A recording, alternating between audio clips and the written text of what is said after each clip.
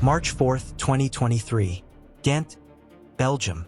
It was early, and the streets still wore the quiet of sleep. Outside Damport Station, the digital board blinked train delays in red. Claire Dumont stood trembling under the awning, gripping a crumpled flyer in one hand and her phone in the other. Her sister, Elise, had been missing for 12 days.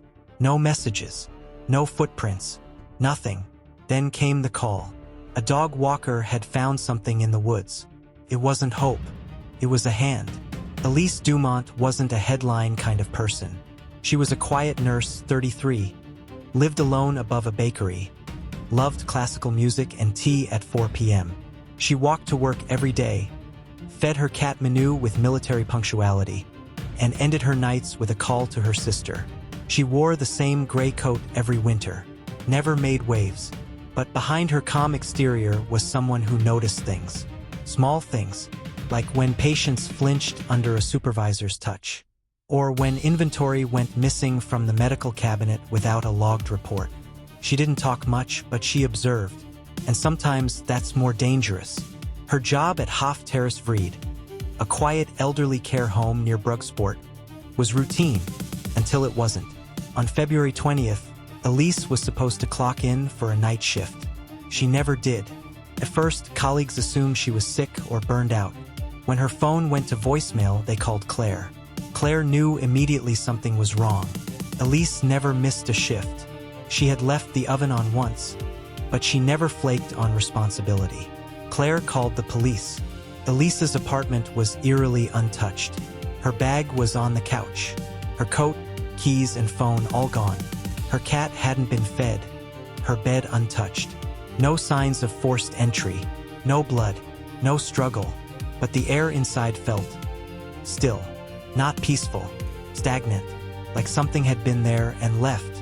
Police searched CCTV footage, and there she was, Elise, caught on camera at 8:32 p.m., buying a bottle of milk and tissues at a local corner store. Her eyes looked distant, haunted.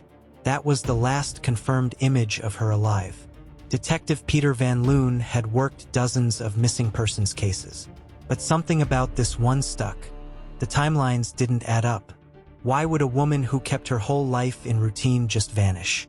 He questioned neighbors, colleagues, even the bakery owner downstairs. Nothing. No raised voices. No strange visitors. No indication of a secret life. Until a fellow nurse named Camille hesitated during questioning. She mentioned someone was watching her, Camille said. She laughed it off, but I didn't think she was joking. Van Loon pulled phone records. Messages to a contact saved only as Jens. Short messages. Dry. Controlled. He asked her to meet again. She declined. He texted her 3 more times over 2 days, then stopped.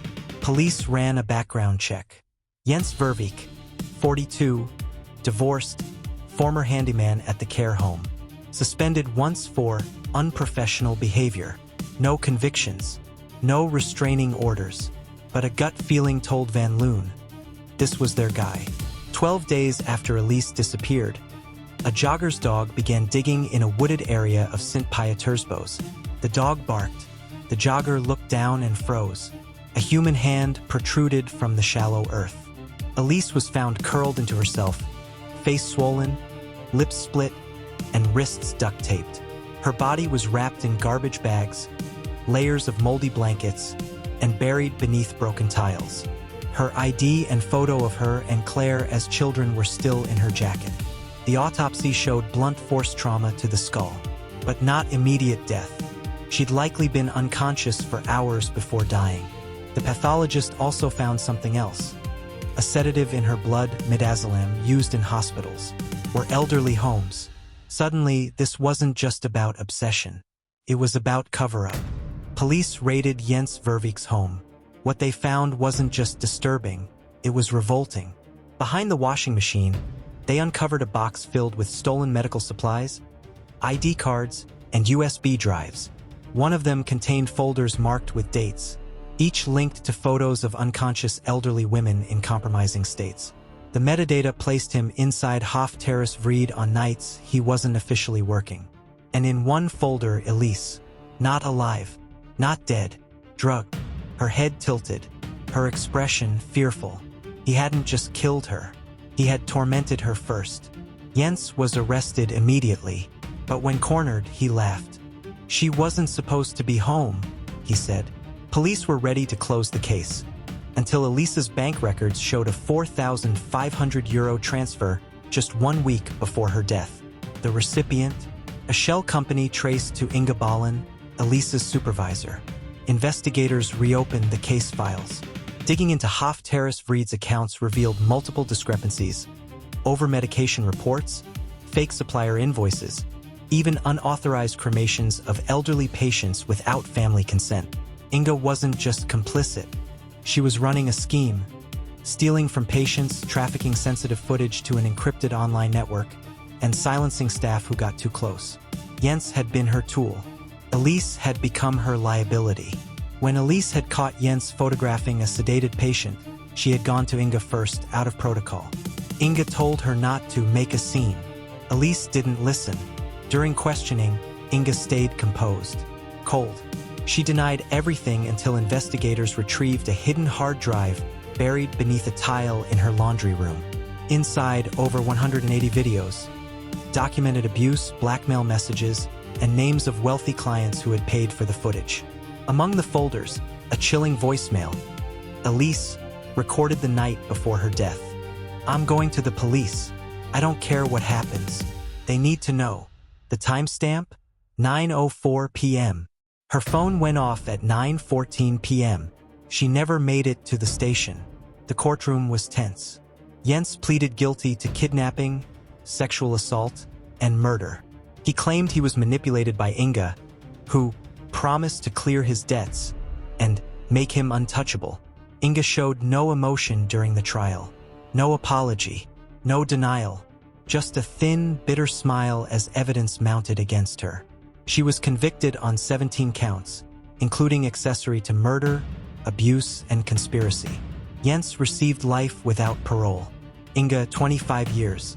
Claire Dumont watched it all. And on the final day, she carried Elise's favorite scarf, the same one Elise wore in that last CCTV footage. "She was the kind of person who helped everyone," Claire said. But no one helped her when it mattered. After the trial, Terrace-Vrede was shut down. A government task force launched inspections into elder care facilities across the country. 3 more homes were found to have similar patterns. Claire founded a nonprofit in Elise's name, Light in the Silence, to protect whistleblowers in caregiving professions. To this day, Claire receives anonymous letters from former staff and patients' families, revealing abuse Elise had suspected for months. Elise Dumont lived a quiet life. She was no activist, no hero. But when she saw something wrong, she didn't look away. She paid the ultimate price. In a world where evil often wears polite uniforms and lives behind institutional walls, Elise reminds us of something deeply important, that sometimes the bravest thing you can do is refuse to stay silent. If the story moved you, don't scroll past it. Share Elise's story. Speak her name. Subscribe to our channel for more true stories that uncover the darkest corners of society and the light of those who dared to challenge it. Let's make sure people like Elise are never forgotten.